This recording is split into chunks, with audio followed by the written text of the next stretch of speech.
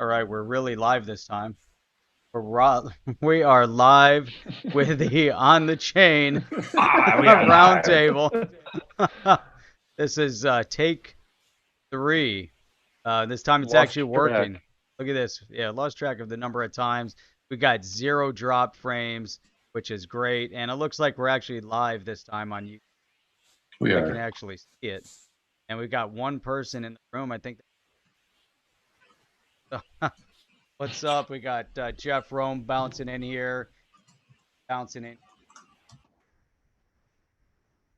It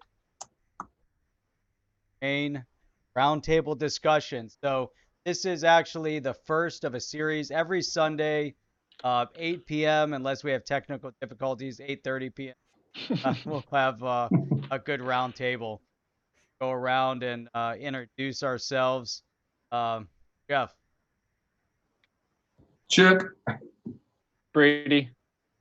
There you go. Nice. That's it. Round Thank you, table. everybody. Have a good night. That was And awesome. we're done. Enjoy yourself. I'm glad we were able to do that. Fantastic. So on this roundtable, we want people to come in and have some fun. We're going to talk about blockchain. We're going to talk about cryptocurrency, and we're going to talk about whatever else. A lot of fun. So that's it. Sure. Got a few other people bouncing in. Said your audio is dropping a bit. Audio is dropping out. Hmm. Audio check. Check on the mic. Check. How's it sound right. now, guys? Anything? Brady Good for sound. mayor. There you go. There we Brady go. for mayor. Woo! All right. I thought he Nice. already was the mayor of Thinkville. Brady's a deep thinker, man. That's right. Yeah. He really is. Take I a deep mean, breath. The community of Thinkville. Awesome. Yeah, he's the mayor of that population of a few. And that's, I think it doesn't grow very much either. That's the whole thing. Right. Stays kind of low. That's Sparse. it. All right. Well, that's what we got for tonight. Really come prepared with too many great conversation topics. Just gotta go with it. That's it. Yeah. Actually, we came up with a bunch of things, and let me go back into the stream because I think they're interesting here. Look at this one. I'm just gonna pull one out of the hat, and we can start talking about it. Gold 2.0 theory. Ooh. What do you guys think? I actually had a conversation today that has now reopened that file in Thinksville for some amendments that are now leading me to question my preconceived notions of it. But I still think it's a solid statement to have, I guess, is my final conclusion. No. I don't. So yeah. Ask a question, and I might be able to better explain the, or a piece of it, and hopefully it'll make more sense. What is Gold 2.0? That was just saying. There you go. Let's start at the basics. What is gold? So, ding, ding, ding. So it's basically Bitcoin. Yeah. It's better, faster, stronger. You can move it. It's cheaper to move. The third-party risk is non-existent. And granted, you can't wear it around your neck or put it in your tooth or it doesn't shine, but it's money, or it's at least the monetary part of gold. Or it's a store of value. I mean, there's value involved with it, but let's face it. I mean, I don't think it has I think if you call it gold 2.0, it's a better use case because it doesn't really have a use case like a lot of projects like a VeChain or Ethereum or XRP. It doesn't really have that sort of component. So I do see it as a store of value. But I mean, that's what originally got me into crypto, was the whole idea of being able to move money, funny, Right. Not cross-border, but is it, how long does it stay, gold 2.0? It's hard. I think if I didn't have the conversation I had today with someone, I probably would have had a lot more oomph behind it. But now I'm even kind of on my own heels being like, well, now, wait a minute. Is it really? So it just so happens that topic I'm now having to regather my my thoughts on. And What's making you rethink it though? Like where were you originally, and what's making you rethink where you are now? I think it was perception and maybe a little bit of functionality. I'm trying to remember what comment or what thing that we were discussing with a friend of mine that kind of hit at the core of kind of my thesis on why it is a better version of gold, and that typically someone buys a bar of gold and they put it in a vault. It's not because it's shiny. It's not because of its electrical or its conductive properties or its anti-corrosion. It's not because none of those things does it sit in their vault and do something. Okay. So they buy it and then it sits there. So it does take a stretch of the imagination to understand, or at least it's my opinion, that understanding it as having a value or a use case is its function is it sitting there. That's an interesting So- function. That's So and that's a deep well, thought. and that's the thing. That's There's it. That's its use case, right? I mean, that's it. It can sit there, and it can sit there without being corroded. It can sit there without being stolen as long as it's well protected. But why do we feel the need to dig it up out of the ground at a great expense of energy to then, what's the word? Process it, refine it, assay it, stamp it, and then put it back in the hole? That's part of it, but think of it like this too. I mean, for thousands of years, it's, Bitcoin's been around 11 years, and listen, I started as a BTC maxi. You're a I did recovering too. BTC maxi. I know Jeff, he wasn't, I did as well. So it's not that I don't love some of the properties or what it has, but I mean, I think that there's a precedent when you have 2000 plus years of like, hey, this shiny object, and again, it's just an agreement between people, right? People on Earth, there's a small amount of people right now that talk about the value, right? It's digital, it doesn't exist, but then it's worth thousands of dollars, right? And the equivalent of a fiat. And if you think about it, the agreement we have this agreement, and we all go, is it worth it? Well, now we have a small group of people that say this is worth something, and other people are like, I don't know, Bitcoin's a scam. Right. But there's a general consensus and agreement on planet Earth that if you go to the farthest sort of village somewhere and you pull out the shiny object gold, I wish I had my little Bitcoin. I have a little Bitcoin thing. I think it's in my car. But anyway, you pull that out and people are going to be like, yeah, I know what that is, right? So I think the adoption's not 100% there, but I think we're getting there. And I think this agreement is starting to grow. But I'm not sure if I understand the whole idea of, because Bitcoin takes a crap ton of energy. You're talking about mining, right? So you mine something. At the end of the day, whether you like it or not, you get this shiny object, right? You have it. You can look at it. You can hold it. You can make jewelry out of it. It has, it's a precious metal. Right. The problem, I think that because you have nobody's really working on the project, right? There haven't been a lot of updates with Bitcoin, right? Right. So it's basically the same technology as it was 11 years ago. There's no shift and change. However, there's other projects that came out like XRP that said, hey man, what if we take some of the things that are interesting here, but make them better, quicker, faster? So I don't know, that's where I feel a little bit like when you look at the energy, electricity to mine, Bitcoin, and you look at how it can be controlled, and then we have 50% plus being mined from China. I do think there's the counter argument, Brady. What you're saying is that on the other side too, yeah, there's waste on both sides, right? You're kind of bringing up the equivalent of mining Bitcoin and then mining precious metals. Right. I think what's interesting to make note of is the case that it would be impossible to make the case that XRP is like gold.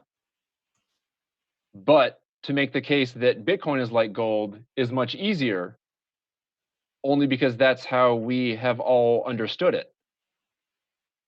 And you mentioned, finding a shiny piece of gold and using it, in the corners of the earth.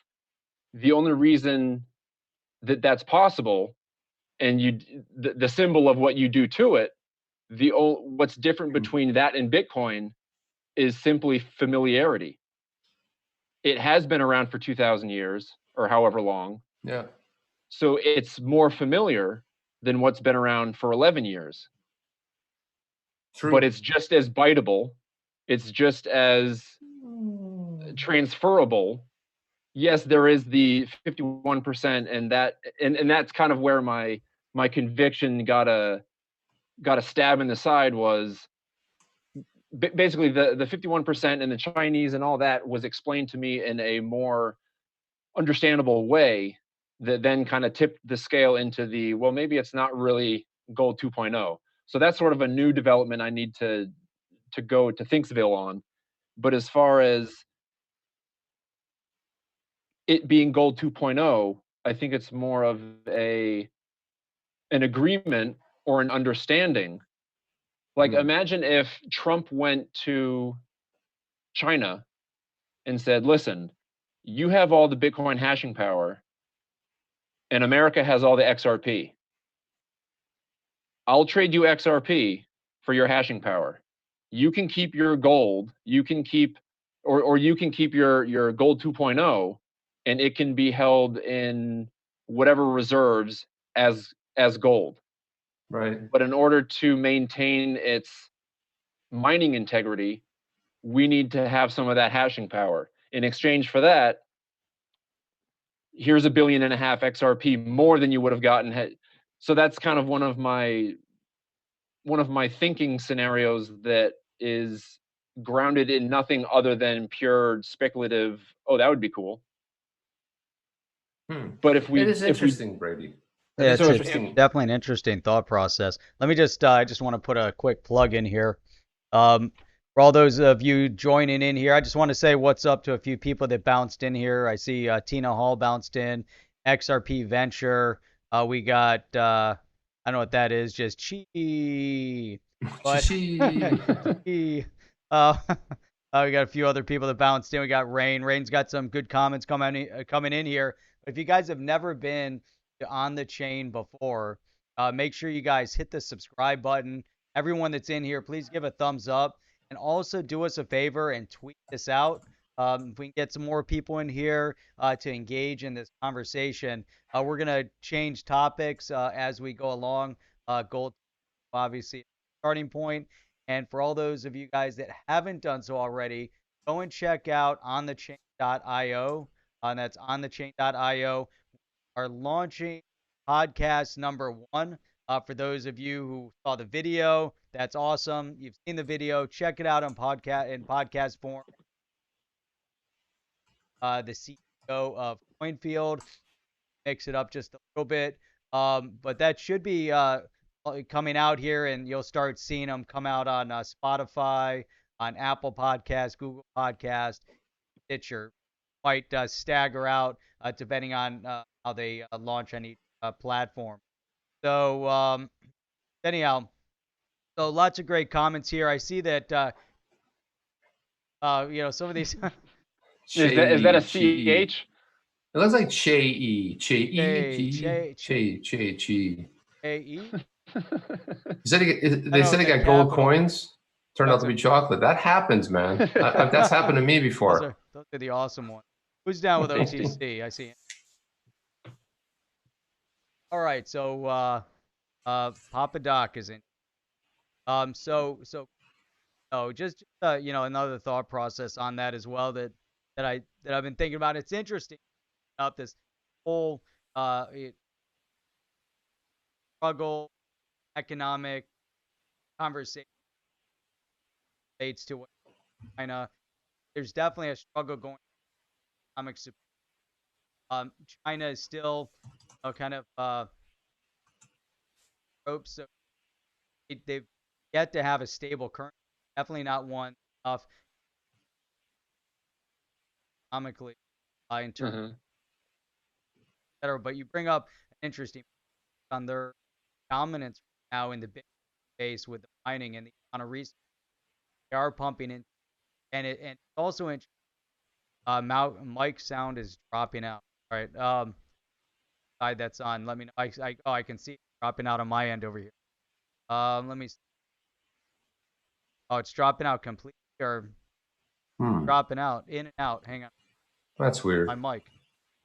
Could be your Let's mic. talk. Yeah, let me check. Let me just talk real quick and go ahead. see if you guys can just give a little bit of feedback. Make sure that when Brady and I are talking, it's okay. You know, it sounds like it could be okay. Hey, if we can transition for a little bit. Let's talk about. Obviously, we had swell this past week.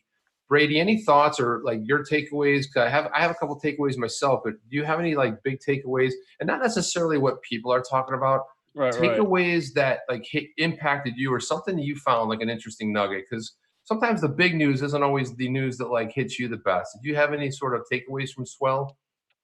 First one being I wish I dove into figuring out more of what happened there, as far as, you know, watching one of the live streams, whoever had it, from beginning to end, just so I could soak in everything as if I was there. But I think that would be 12 hours. So a 6-hour consumption since it happened didn't happen yet.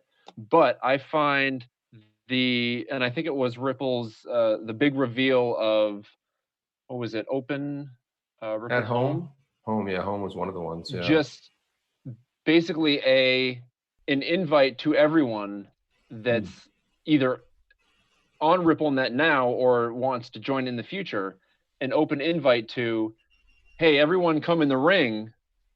Oh, and by the way, you're all going to be competing against each other. So you're all going to be moving payments around for certain prices from different places. So you all have to now figure out the most, what does he call it? The most cost-effective, quick route for a payment. And depending on who's on the network or who's there willing to, I don't know if it would be lend their money, but basically to make it like a social media gathering of all the people that are going to be using that RippleNet thing. And I kind of wish we had thought of it, but that kind of seemed like a no-brainer as far as, you know, how does Ripple further remove itself from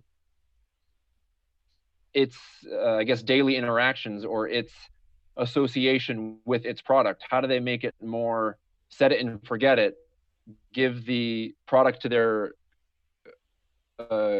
consumers or clients? I don't know. Give their product to their customers and then let them take it from there. Yeah. Yeah, I mean, it was a little bit weird. I think timing wise too. It's not like something that was happening during our time. So it was like next day. There's a lot of weirdness going on there. I wanted to hit this comment that XRP Venture said. He says Trump will care a lot less about Bitcoin and Bitcoin mining than he will about China's gold-backed digital currency. So I do think there's something there. I mean, but I sometimes feel like people are missing the point. You know, when everyone's like, oh my God, China's all in on digital currency. Well, yeah, think about what it makes sense with their ecosystem, right? They're communists, right? So what do you want to do? So in addition to the AI, in addition to being able to track all their citizens at any given point, the digital currency makes sense. Not from a standpoint of let's get on the world stage, because I don't know if it's going to have that much of an impact. I'm not saying it's not, but if you really want to track people and have transparency, man, you'll track every single payment. And then you add in that bonus social score. They gave everybody a social score. So Brady, it's like on a scale of like 1 to 10, you're coming in number 2. You're not getting into the big cities. You're not getting past the checkpoints. You're like lucky if you can get clean water because your social score is low. And who's deciding that? That's the you know, the comments. Like, what do you just to kind of segue for a moment? What are your thoughts on that? Like this, you know, China going all in on digital assets. I've had a interesting, I guess you could call it a revelation maybe, about the whole social score thing. A few years ago, I was 100% against that kind of interaction or that kind of influence that a government would have on people. But it's hard to describe. So, but I mean, from the standpoint of who's choosing, right? Who's choosing your score, right? It's a group of people. It's basically, you know, it's engineered from.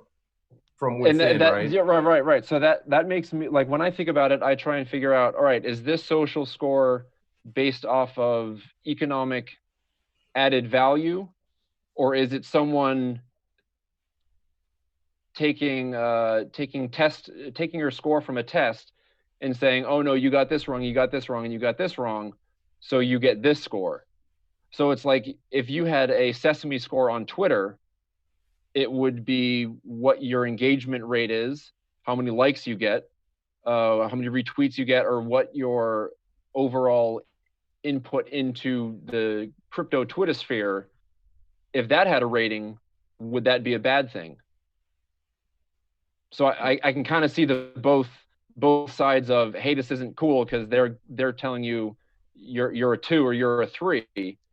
But on the other side, if you go into a ecosystem or go into an economy and add value to it, and you then receive a rating from it, then I could see it working for you. It's like a digital reputation. And I think the difference. Well, yeah, that there's a lot of inherent dangers. Hopefully my mic's coming through clear now, but you know, there's a lot of inherent dangers, you know, with with any type of social scoring, you know. So whether it's being used from an economic perspective, for economic gain directly, but in a China environment, it's interesting because the social scoring, as Chip was mentioning, it's going to really impact, you know, everything that you can possibly do. So if you did the wrong thing on Facebook tomorrow and you got a negative social score, and then you go to work and they're like, hey, by the way, you got a negative social score, so one demerit, you just got a decrease in your pay. And you're like, well, what did I do? Well, you get another demerit and you're fired. Oh, and by the way, you know, your children were going to this school, but they're no longer allowed to go to that school. They're going to this school over here. And now what's interesting is that, you know, there's more and more articles coming out on this. You know, why is it that China is now all gung ho about blockchain technology, as somewhere in their, you know, behind the the big walls over there, and from the communist political side of things, you know, they found a new mechanism to where they could further control the populace. And we talked about this a little bit on one of the streams previously, or one of the videos previously. You know, Canada has been looking into blockchain in order to make sure that people pay their taxes. You know, China's looking into blockchain in order to better manage how people spend their money, meaning that we want control over everything that you do, from your social score to the dollars that you're spending, or the yuan that you're spending on a daily basis. And that's where it gets into a scary zone. And that's really also why regulatory clarity is needed. And there needs to be some form of a you need some leadership in the space. So hopefully that, you know, we see some leadership coming from the US, but we're seeing it from other parts of the world. But that means, you know, the leader of the free world, you know, we need to say, hey, there's certain areas that are going to be hands off, you know, in terms of what you can and cannot do with the blockchain and digital currency economy. You can't manipulate and one's everyday expenditures, which is at the end of the day what a lot of these governments probably want to do, because they're, you know, tax hungry. You know, they want to tax everybody to death, you know. So things that we all have to be wary and cautious of as we get into this digital form of economy. I definitely see the both sides of the knife of, depending on who's doing the scoring, it'll definitely have a repercussion to what it means. And I guess I may come at it from a naive standpoint of, you know, if you conduct yourself in your community as an upstanding citizen, if that were translated into a digital reputation that someone could look at and be like, oh, this guy is so and so, and it can be it's like Twitter's badge. There's somewhat of a stamp of something that reassures someone, oh, this is the real someone. So if you were to take Twitter out of the picture and have it be a decentralized ledger of personal reputation, I haven't come up with the word yet, but in my Thinksville, I could see it working for people just as it could work against people coming from the other way. Right. So it's Yeah, like and top down, it would work against them. But if they built it themselves, if they willingly put their own life on record, it could work the other way up. It would certainly be a lot more difficult, as everyone would have to be accountable for their own reputation. But I think there's something there that is scalable. Like once we figure out how to build something on the XRP ledger that is as easy as people using a Twitter account or a YouTube or Instagram, if all of that were put onto one ledger, I don't know, like it seems like there could be something beneficial to having a social presence digitally, as long as no one could game it and it wasn't something that could be manipulated for a purpose outside of why everyone put their value into it to begin with. So thoughts that I've been having of how this could benefit just me personally, and then extrapolating that out to millions of people. And I'm like, oh, well, that makes sense. But it also makes sense how the Chinese are doing it for the benefit of them. And it's not as nice or not as well packaged as what's going on inside my head. So it's sort of like once it comes out, it meets the world, and then it's like, oh, it's not so bright and shiny out there. So I'm working on it, but it makes sense that it's a double-edged sword that can go both ways just as easily and have just as much of an impact. And I guess we'll have to find out what that means. I think you're coming at it from an intellectual argument because you're an intellectual person, but I think that any of the isms, right? Communism, socialism. Listen, socialism's awesome if you're in that top 0.5%, but you're always watching your back because there's always somebody else willing to take your place. And, right. and when you start talking about greater for the good and start making these kinds of decisions, I think that it's notorious. It's something nefarious is going to happen with that. So it's like, it all sounds good, but at the end of it, it falls apart. So once you start establishing, like when the whole healthcare debate came up, when you have it over in the UK, what's happening right now is like they go like, well, you're kind of getting up there, you're kind of getting old. We kind of have to decide between, the cost of really doing this, since you only might have a couple more years, right? And so when a group of people then become the people choosing, it's another erosion of freedom. And I want to hear Jeff's take on this too. But you are basically like I look at, they go, hey, driverless cars. That's going to be awesome, man. And I was like, yeah, but we were promised flying cars. Okay, where are the damn flying cars? It's 2020. I was like, we were going to be flying around in cars. No roads. No roads, man. We're going to be flying around. I think about and to me, that's another erosion of a freedom. Why? Because now central planning is going to get involved. And on a city level, a state level, they're going to go like, well, we've got to utilize this traffic that goes down here. And now you're going to be taking some weird trip home that you just like, yeah, but you have a favorite route because you like to stop in at a fast food place and grab your food. But not anymore, because central planners start getting involved.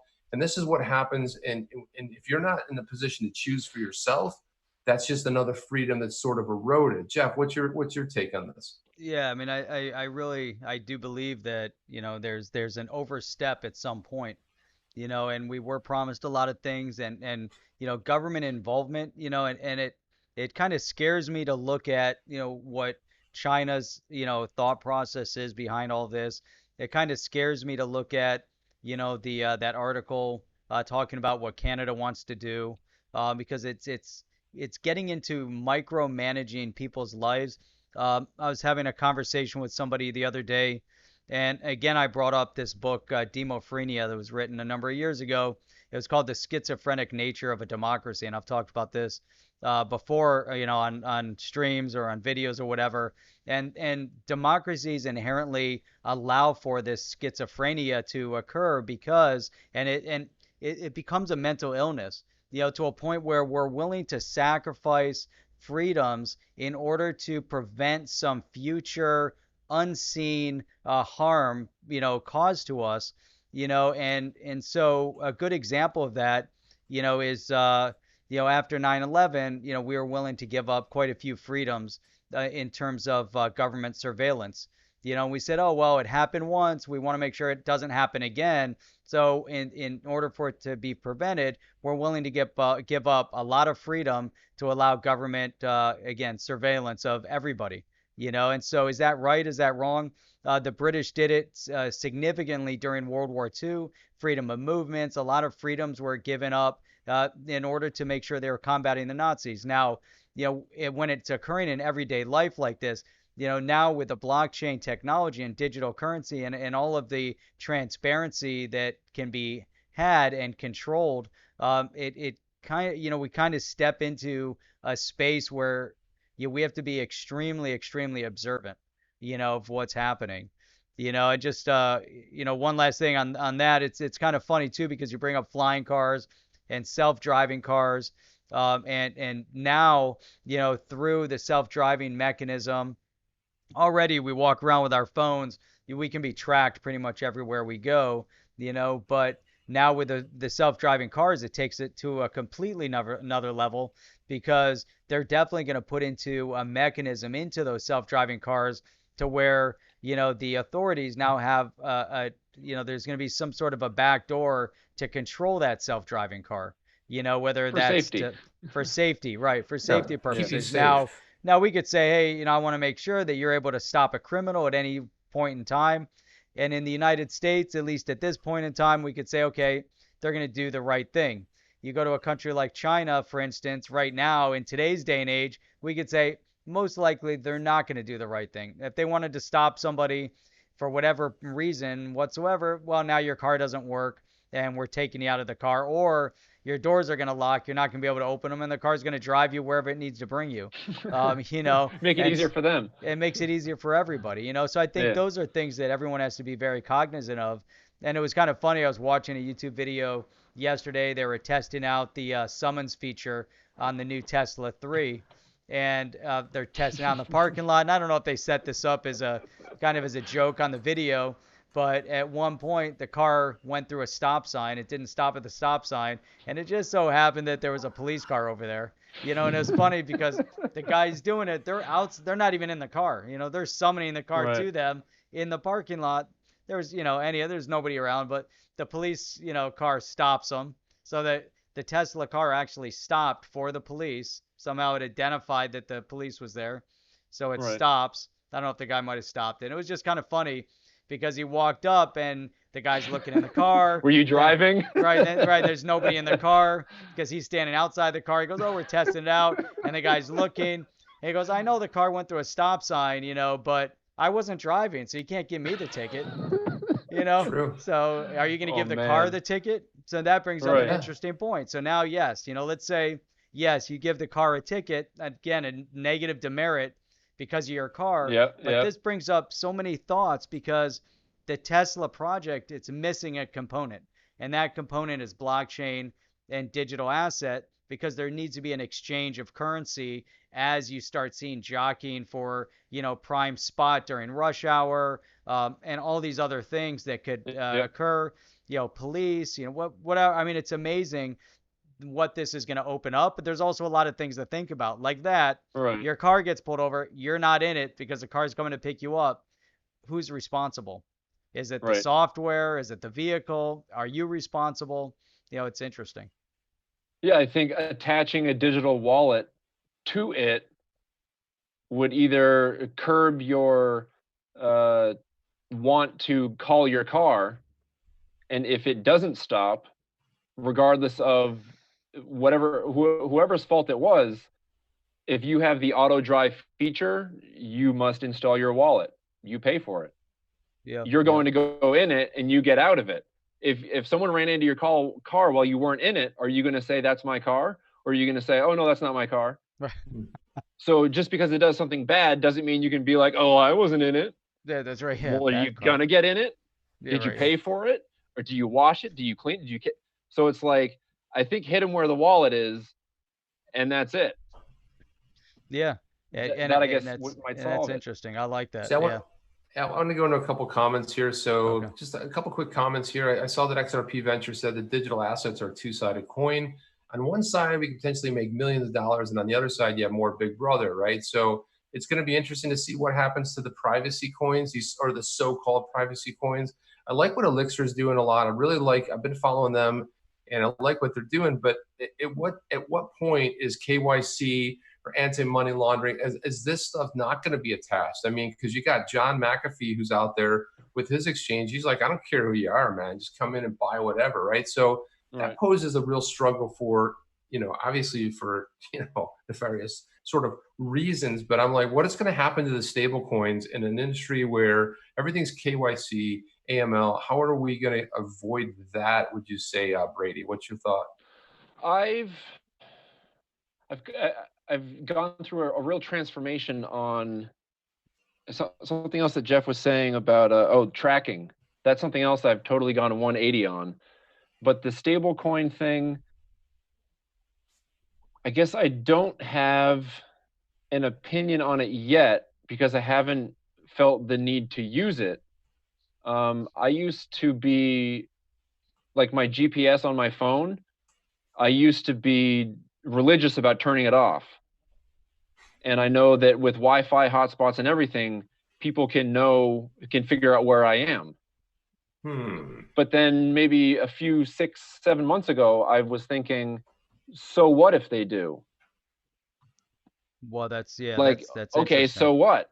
But yes, Google sells that data, though. Google sells that data to restaurants. True. They want to know how many people in a certain age group are passing by there at what period of time of day. So yeah, there is ways for them to leverage that. But you're saying you don't care about it anymore. Well, I'm saying what they use it for, is it to better my experience, or is it to harm me? We don't know. Both. Right. Man, so here's where I think we'd have a happy medium. If I could say, hey, you can have all my information that I willingly give over to you, depending on whatever criteria box I check off, you just have to pay me for it. Correct. Yep. That would then mean I need to go out and do my homework and figure out, okay, what is this worth to them, aka who's buying it, what are they doing with it? So it kind of comes down to the responsibility of me to take care of myself and say, you can follow me, but only for these reasons, and thank you for the compensation. So I think that could at least push back on we're going to collect everything on people and then figure out what to do with it later and to whom to sell it to. Or do I sell it directly to someone for a better cost? You should be able to. So it's like, because it's mine, if they give me the ability to do that, that then kind of removes but Big Brother's going to use it. Right. Well, to sell me ads. I don't know. Dude, that's such an amazing thought, because you think about it, that you should be able to control what your value is to these other advertisers out there. Right now, we're saying our value is 0 to us. So we're basically saying, we want your free service. Your free service is worth me getting bombarded with all your ads. And in the meantime, the people that are paying for those ads are jockeying for position in order to get in front of me. And I'm willing to use your free platform. And in many cases now, it's not free. But these people are spending a ridiculous amount of money jockeying for a position, and we're making absolutely nothing off of it. And here's a good example. One of the products that we have, we found out as we were going through, there were some mistakes in the AdWords campaign.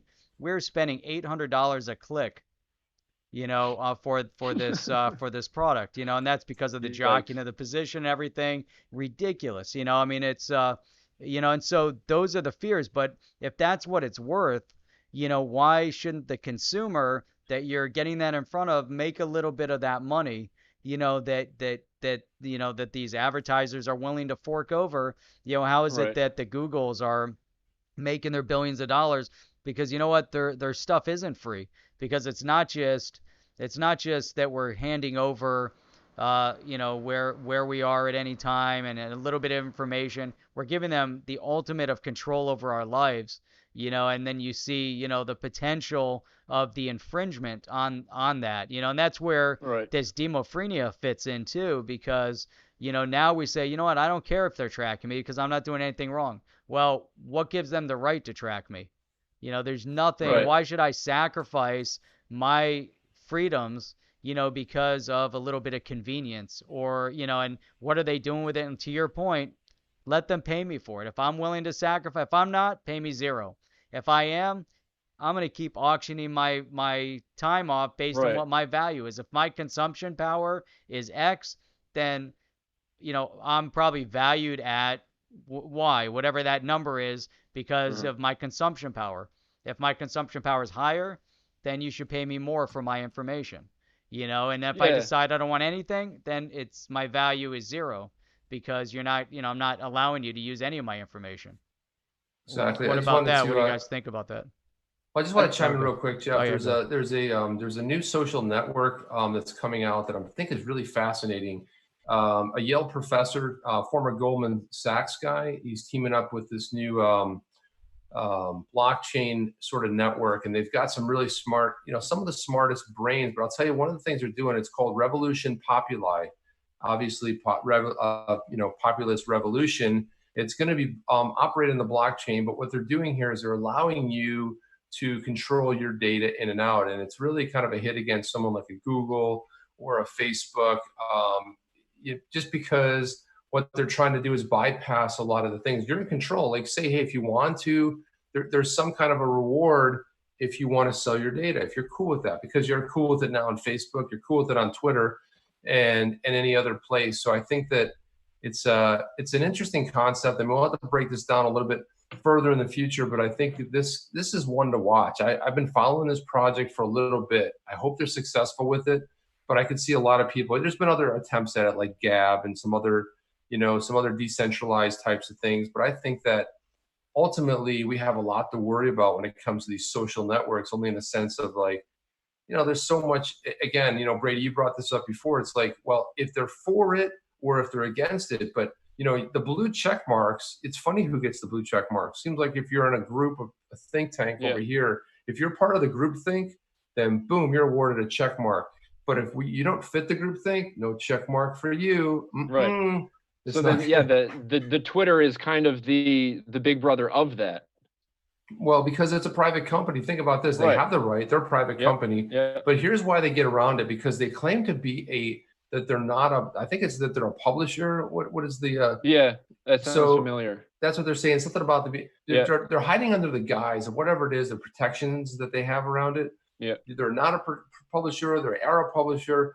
And the thing about it is that they're censoring thought, right? Of whatever, because let's face it, that's the other freedom that gets eroded. It's like, well, you can say anything on our network. Well, should we kill babies? Should we beat people because we don't like them eating chips in a theater? You can start making up stuff, but then you start becoming the purveyors of what it is. So this Populi might be interesting, the one to watch. We have to throw it down below. But Jeff, get back to chips in a theater, that might be that's definitely. Me. That's not bad. I mean, that's a bad way to think right there, chips in a theater. But like, there's always one guy sitting like a very dramatic part of a movie, and there's a guy or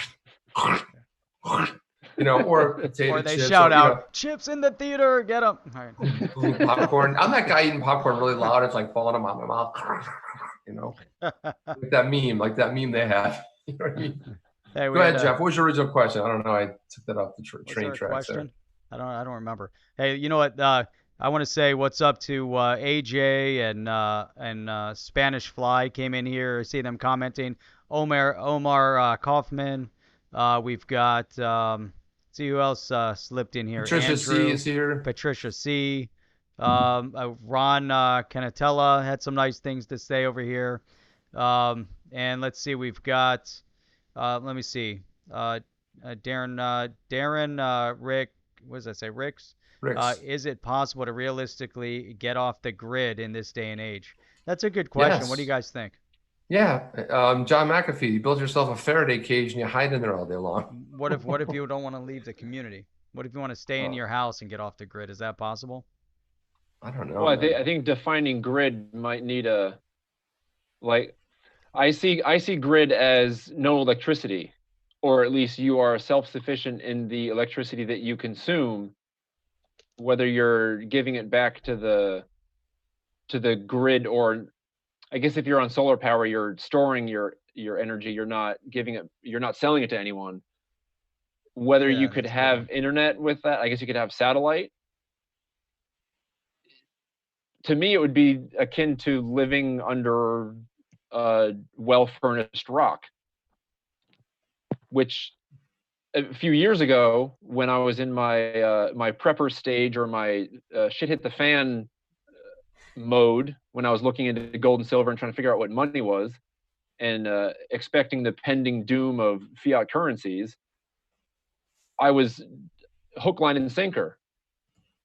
It made the most sense to me, and it was, yeah, bug out bag, go hang out in the outskirts of the city so that you're not going to get mauled by food hungry zombies.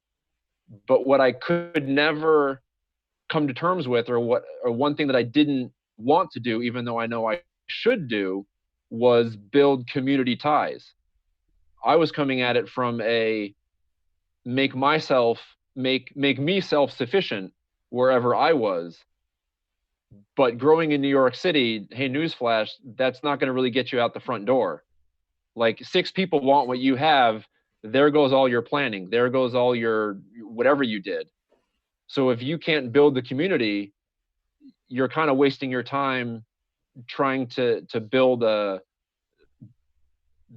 cage for yourself of preparedness. So that's kind of when I threw that out the window and was like, it's not worth trying to prepare yourself for something that you would inevitably fail at, because you don't have a community behind you that supports that.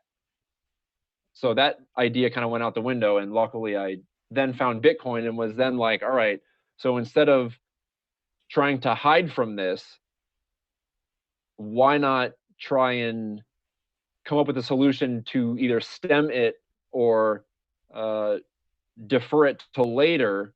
Or now I'm thinking XRP, holy shit, it could help mitigate it.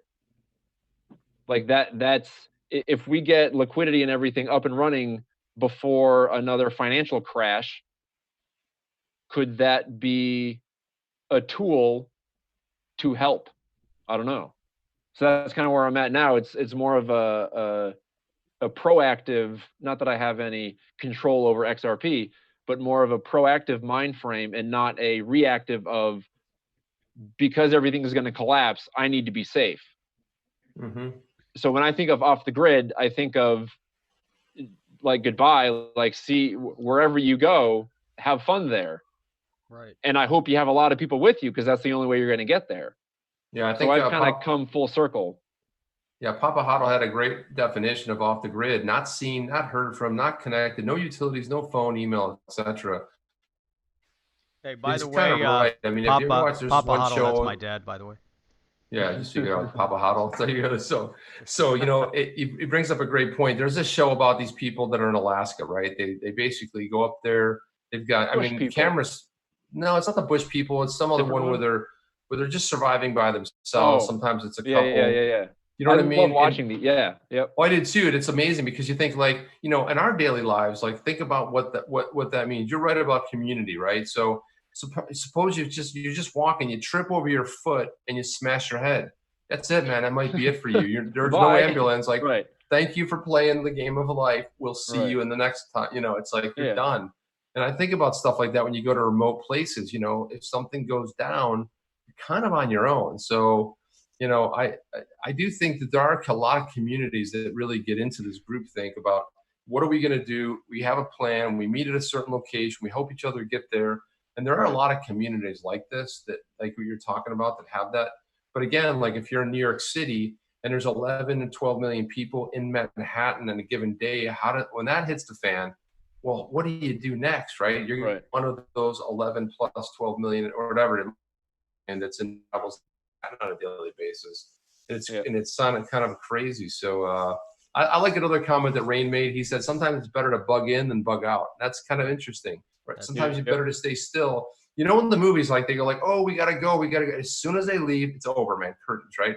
Meanwhile, the other people that stay behind and think a little bit longer about stuff, that, they thought about it. It's like, hey, man, and then they can kind of make some rational decisions. But it's sometimes that was a good comment, Pablo. Yeah, it's interesting too, because you talk about off the grid on the grid, whatever. I think about, same thing as you. Off the grid means I'm disconnecting from society altogether. I'm going to be self-sufficient in some way. But another way to think about off the grid is, and it comes back to blockchain and it comes back to power. So you think about a number of years ago, there was a big push for smart meters on the houses. I don't know if you Yep. guys ever had that come by. A big we had a lot of lectures That about was weird. what they want to do with the smart grids, what their purpose is with the smart grids. And I remember the guy came by. He's like, I'm here to replace your meter with a smart meter, and your power's gonna be shut off for 24 hours. I said, no, thank you. You can No, go on you're your not. way because you're not connecting to my house. And the whole purpose with the smart meter and the smart appliance and all this, again, this goes back into the control of the state. Once you get the smart meter, they have direct access and control over how much power you consume. Oh, you use too much AC. Well, we're going to torque that down a little bit because your AC is not supposed to be at 68. It should be at 7. But what I do like, though, is a mechanism. So if you're going to be, let's say, off the grid, meaning that you're able to put solar panels on your house, and you can then live off of, you could be 100% self-sufficient in terms of energy living in your house. You're not relying on the power company. You go to some states like Texas, I believe, and you have your choice of power companies, and they have to, there's some, you get better deals or whatever. Here, in Florida, you're pretty much subjected to one power company. But now if you're able to put solar panels on your roof, and now you have too much power, you don't need all that power. Why shouldn't you be able to feed that power back into the grid and make money from that? And so to me, if I want to get off the grid, that's another way to think about it, is I'm coming off that grid in order to feed, and make money from my own Right. consumption, be a little bit independent, at least somewhere. What do you guys think about that? Brady? If you have the economic means of doing so, why not? I mean, I do know that purchasing a system for a house might take you, I don't know if it's a decade or longer, to recoup whatever the installation and material cost was. To be able to break even, some time has to go by. But if you're planning on living there for the rest of your life anyway, why not? And I think, I'm trying to remember, I don't know if it was water runoff from people's houses or if it was power that, oh no, I think that was water runoff, that you couldn't collect water because somehow it was the town in which the water fell, so it had to go into the sewers. Like it wasn't yours to collect. So I think I might be having that wrong. But yeah, if you have the means to get your solar panel things in order, if you can sell it back, why not? I mean, selling data, selling your information to Google, or selling your power to whatever the power company's name is, maybe these are forms of revenue that are unknown until now. Now that we have, now we can transfer the value packets back and forth. Maybe that's a use case for microtransactions that we haven't really thought of because we haven't done it yet. Yeah, It's interesting, man. It's interesting. That's interesting. Patricia C said here, so Patricia C, I believe, is in Portugal. And I love what I'm seeing out of Portugal, because one of the cool things, there's actually, there's a YouTube family that my wife follows, and she was enlightening me about the fact that they're just very frugal. They were living very tight. They were managed to save a bunch of money up, and they ended up looking around the world, like where could they set up? So Portugal takes you with open arms. They had enough money to come in with. They were able to go ahead and get citizenship there. But Portugal looks at it like they want you to come in, but they want you to be self-sustained. They had enough money. They bought a house. They were able to go there and live. And then look on the digital asset side. There's no taxes. So we talk about Moon. And if you guys haven't seen the video yet, the video that when Jeff was in Liechtenstein, that was phenomenal, man. I mean, it's like he was like one of the first people in the community to go there. We shot a video. It's actually on our other YouTube channel, isn't it, Jeff? Isn't it on the other YouTube? It is on the other YouTube channel. So if you guys go down below, there's a link to the other YouTube channel, and we have a live one for doing roundtables, and this kind of stuff. And then the other one is more of the uploaded videos. But check out that video, because Jeff is very enlightening with some of the facts and figures and details. But when you look at Liechtenstein, if you look at like Portugal, you start seeing countries, and the other one, big one right now that's emerged is Bermuda. Now the premier there, really young. I think he's what, 41, 42, Jeff? Yeah, I think He's so, really young. He's a real forward thinker. I mean, you look at the stuff they're doing with blockchain and their own, you look at what they're doing, and I don't think enough people talk about Bermuda. We'd love to have the premier on, come in and talk with us at some point. But man, here's this very small nation that's getting it right. And sometimes it's a little bit easier when you're a smaller nation, like the size of Portugal versus the size of maybe, Spain, by comparative nature, or let's say even the US, right? So sometimes you can get things right. Done faster. Yeah, done faster. I remember going over to the Netherlands in 2000, and they were already on. Every house was hooked up to broadband. I'm like, what? And it was like everything was flying back then. You were like, everything you could type in, it was just like popping up. And I remember going to the grocery stores, and I was like, hey, take your bags. What do you mean your bags? Oh yeah, you got to pay for bags if you don't have a bag. I'm like, what? Yeah, so I bring my backpack and my bags. And now my wife and I, for the last 5-6 years, we always bring bags. All right. If I buy 3 items, I don't get, you need a bag? And I go like, no, I don't need a bag. And the guy's like, he looks all weird. He's like, but what are you gonna do? But I go, yeah, just carry them, man. He goes, but there's like 5 things. I go, I got it, man. That's good. I don't need a bag. It's like sometimes like the thinking, they don't even think what do you mean you don't want a bag? Where do I put that? I don't know how to wear it. What do I do? And they always have this look like, what? You don't want a bag? I was like, no, I got this, man. I can carry it out of here. Yeah. So it's, there's some other good comments in here too. Water meters also monitor consumption well above average. And the funny thing about water meters, it's not an exact science. You used to have a person come out and look at your water meter to see what you're doing. Is it amazing that, Jeff, that your water bill, I mean, we're both down here in Florida. I don't know what it's like up there, Brady, but my water bill is almost like exactly the same, whether we crank it up or down. I think you have to really have a big movement. I don't think that's accurate. I've looked at the water meter. I don't know, man. I don't think do you guys think there's any accuracy in these meters? In some ridiculous. They do come out though. We have the guy comes around and he checks it. He does. But now they have a remote thing too. They have a remote thing that they're putting in there. Oh right, yeah, where they can just yeah, I don't know where that is interesting because it does seem consistent. Then you turn your sprinklers on, and then the bill triples. And it's not ridiculous. Not if you have a well, Jeff. Not if you have a well like I do. Oh, do you have a well? Yeah, we can pull out of the well sprinklers. We can pull out of the lake behind the house. There you but go. I got to put a thing there. Yeah. So here's another question. I think this is interesting. And this is Eagle or Blockchain Monkeyz. He was supposed to be on with us tonight, but he had to go see his team play football. We tried to get him on, and the location he was at, the connection just wasn't strong enough.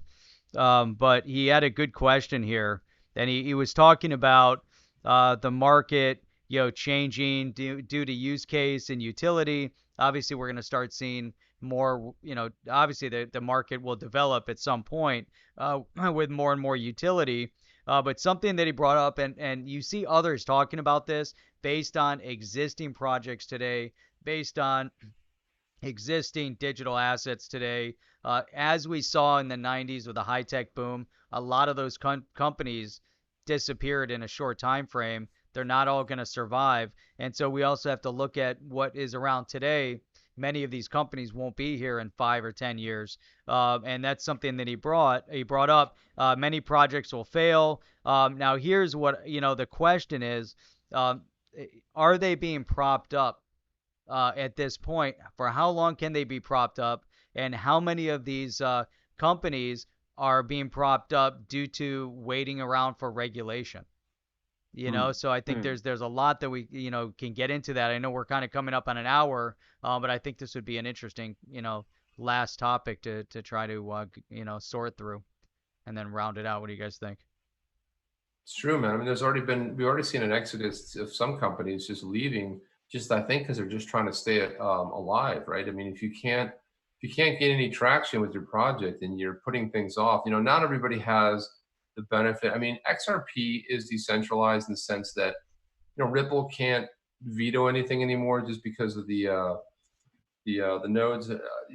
But in that same token, if there wasn't a private company pushing the software to go ahead and use in conjunction, because there has to be some of that. But I do think we're probably going to see. I think Eagle's right. We're probably going to see a pretty decent fall off because, I mean, I'm not sure I see regulation happening anytime soon. You see Congress and how embarrassing it is when they get these officials. They're like, but Mr. Mark Zuckerberg, we think that you are an evil man. You're moving to Switzerland. Well, the token taxonomy thing has been sitting on your desk, honey, for like the last 9 months. So, hey, how about a little action here? So it's sitting on their desk, and I don't even think they're aware of it. I don't even think they're aware that they are actually responsible for something.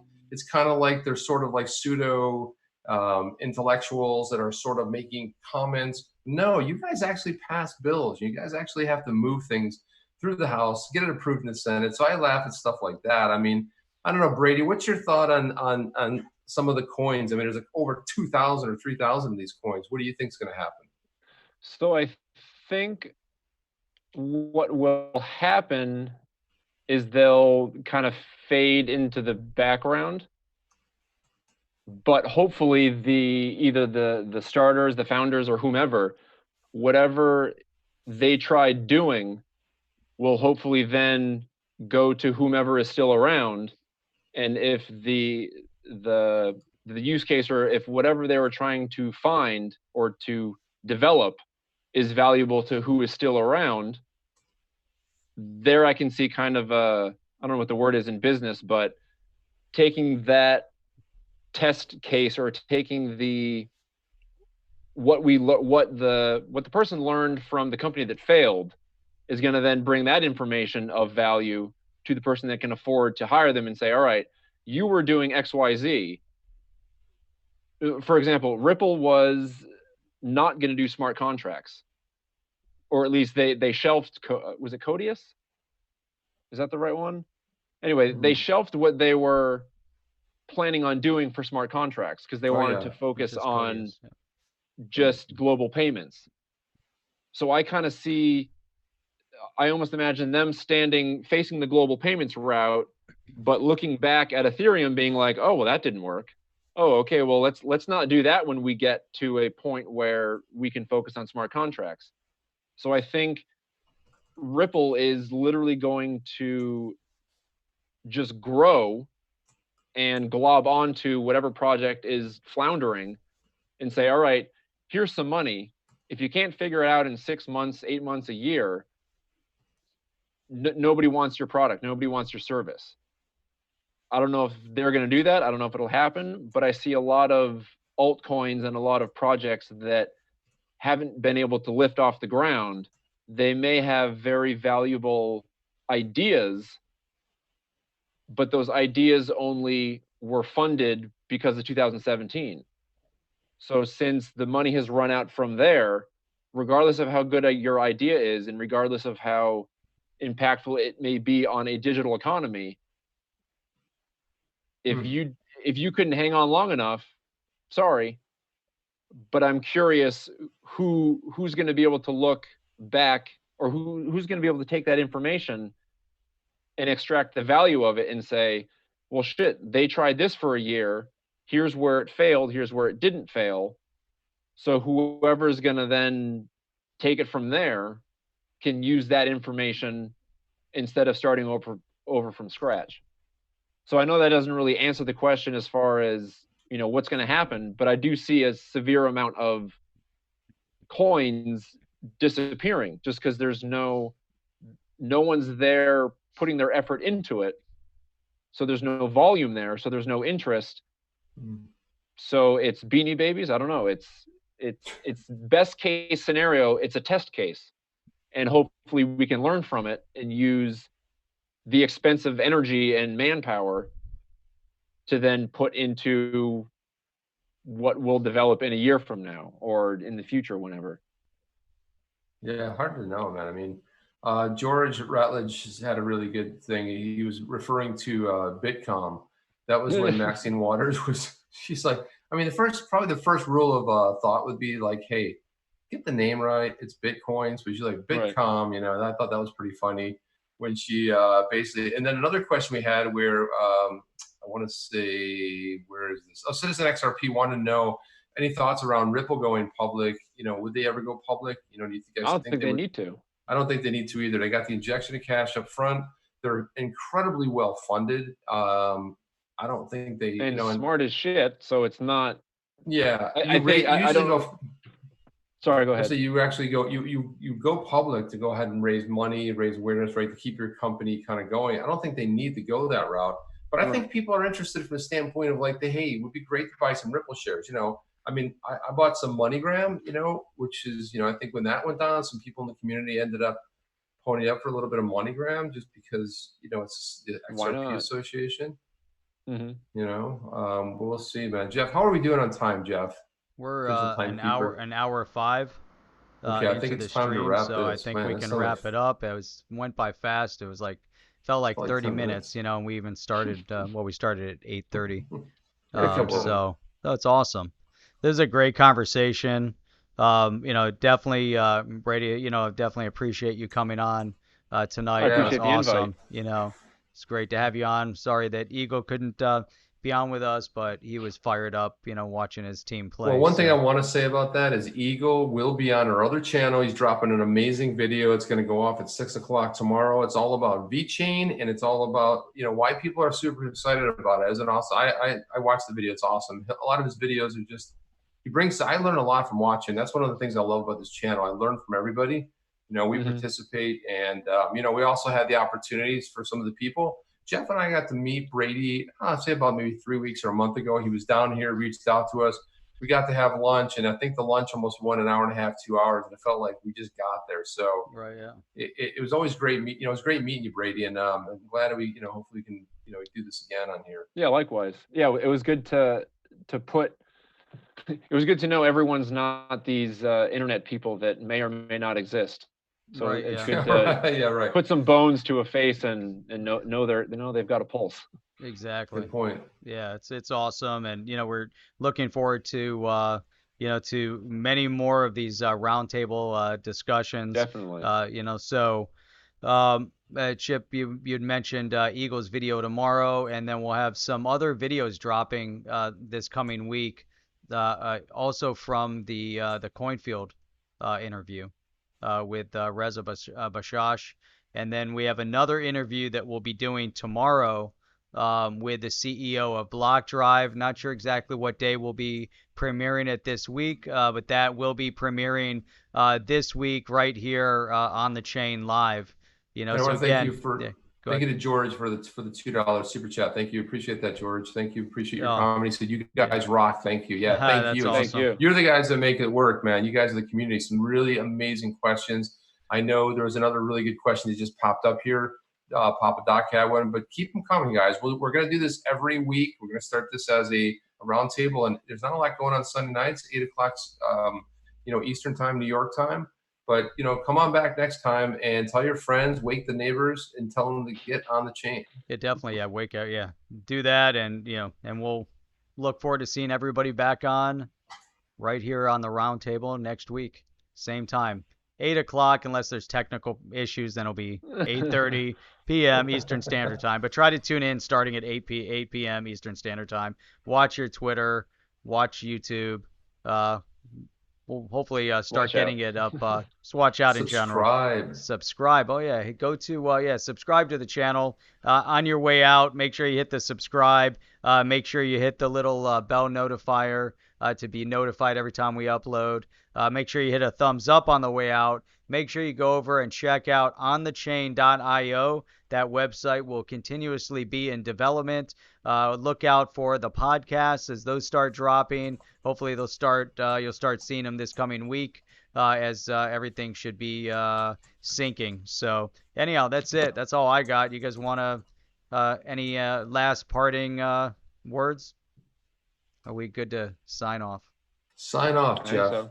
That's it. All right. Thanks, everybody. We'll see you. Thank you.